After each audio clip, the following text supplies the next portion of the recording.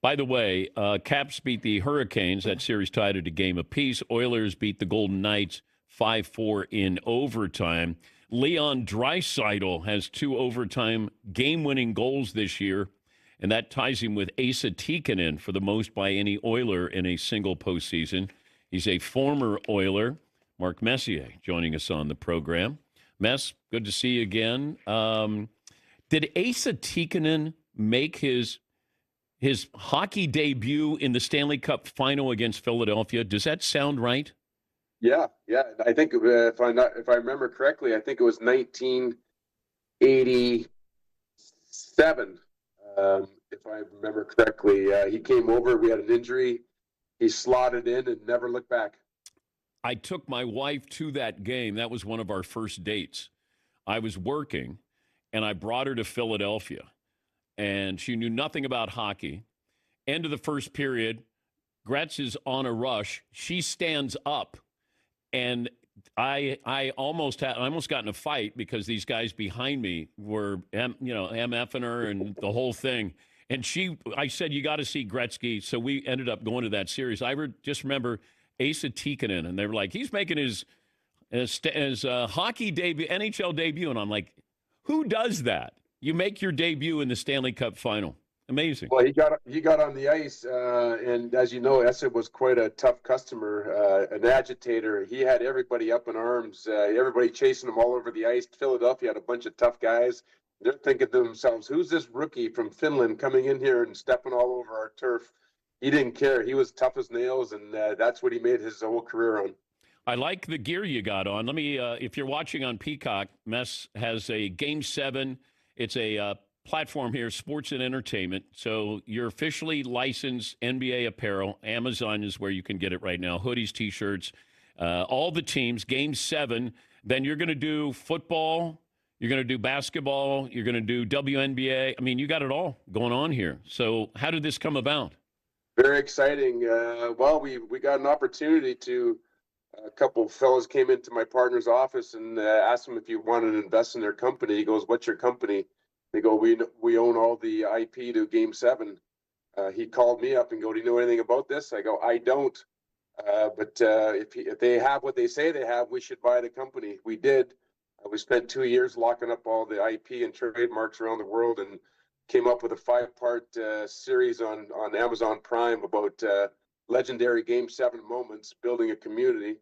And now we're in the merch business, partnering with all the leagues. And it's been an exciting journey for all of us. It's been a lot of, as you say, it's a lot of hard work to get to the point where, we had the 5-part series come online. We were very excited about that. But now to be partnering with all the major leagues with our merchandise is really exciting.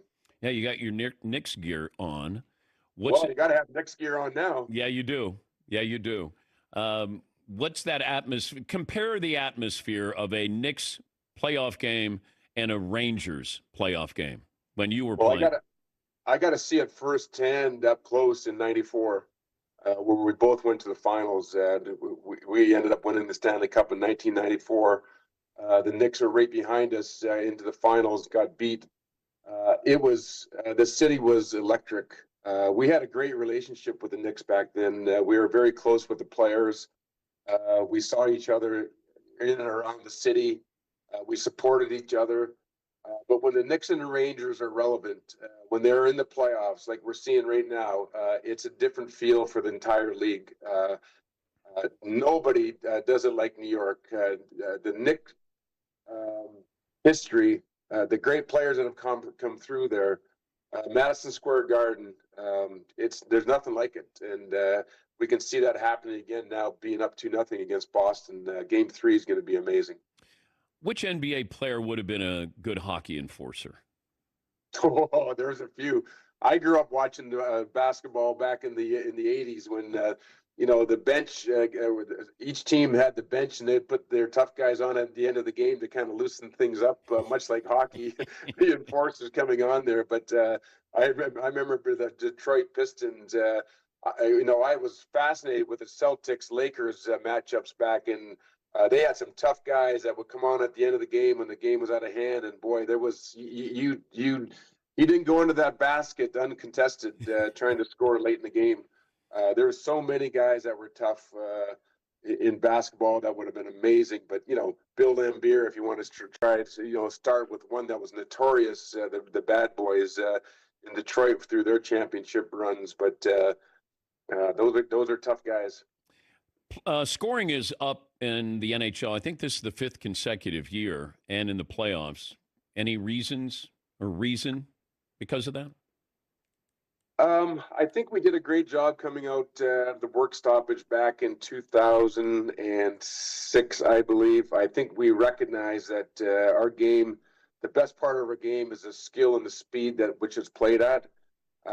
We were getting locked down, slowed down by better coaching and the ability to hook and hold and slow the player's speed through the neutral zone. We eliminated that. We took out the red line and open the game up. And as we've seen the last, 15 years or more, the game is so incredibly fast.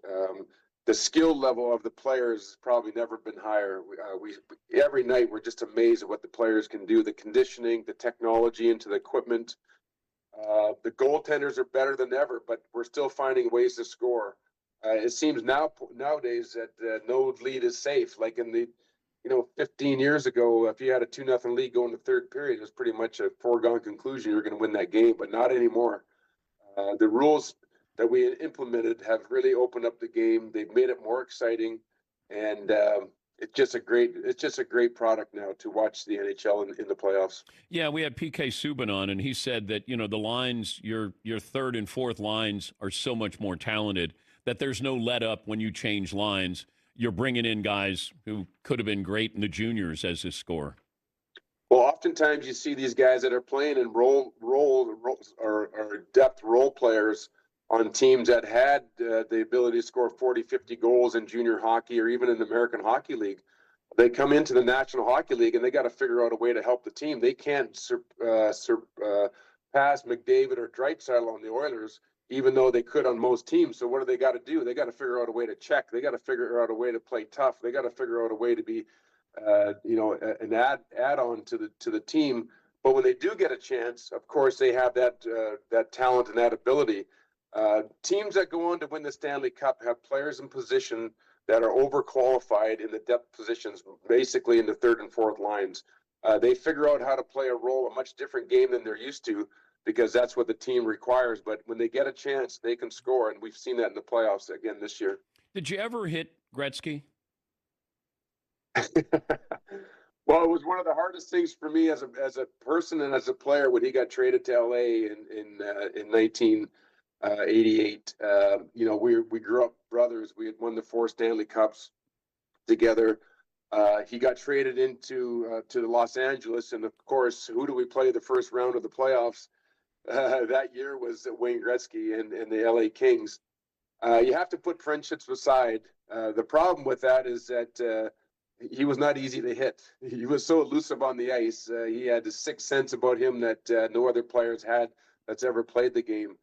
But I became the captain when he left, and the hardest thing to do was to understand that if I had a chance to put him in the crosshairs, I was going to finish him, but it wasn't easy. I've been asking guests here recently, you can start your team with Ovechkin or Sidney Crosby. Who would you pick? That's a great question. I've always been a massive Sidney Crosby fan from the time he came into the league, the way he played, the electrifying open ice player that he was, the work ethic that he had on the ice, on and off the ice, the way he represented the game, and a center ice position. When you build teams, you're built through the goaltender, the 4 defensemen, and the 2 center icemen. To have a player like Sidney Crosby to start an organization that plays a center ice position, I think, is critical, because the backbone of any championship team goes through the middle of the ice. And then you look at Ovechkin, what he's been able to do in his career. But I always start in the middle of the ice. The 2 center ice positions, number 1 and number 2, the 4 defensemen and the goaltender. That's where you build your team around. But look at, if Ovechkin fell in my lap, I would not be disappointed. It might hurt if he fell in your lap, as big as he is. That's true. That's true. Hey, good luck with business here. Good luck with the playoffs as well. It's great to visit with you again. Great being on with you, Dan, and your tracksuit's on its way in the mail. Oh, okay. I like that. When's the last time you checked somebody? Oh, it's been too long, actually. Even in the little bit of pickup hockey that I play in, maybe my son or my nephews, I gave them a little bit to run into the boards playing some pickup hockey. Wait, you get out there on the ice? I still love to skate as much as I can. And before COVID, we were skating a lot and playing some little games here and there. But I got to get back on the ice. It's a great game because it's low impact and great conditioning. So love being on the ice. One of the greatest games into retirement that you can play. Well, Jaromir Jagr's still playing, isn't he? Well, I think he is still playing. God bless him for the career that he's an amazing to keep. He's like 54, isn't he? It's Gordie Howe played right into 52, and he was playing in the National Hockey League. Gordie Howe. It's insane. I played against Gordie Howe when I was 17 years old in the WHA. Man, I couldn't believe it. I was lining up against Gordie Howe. My mom and my dad came to the game and visit. My mom looked at my dad and go, "What the hell did you get him into?" He said, "Gordie's going to kill him." Thank you, Mess. Great to talk to you again.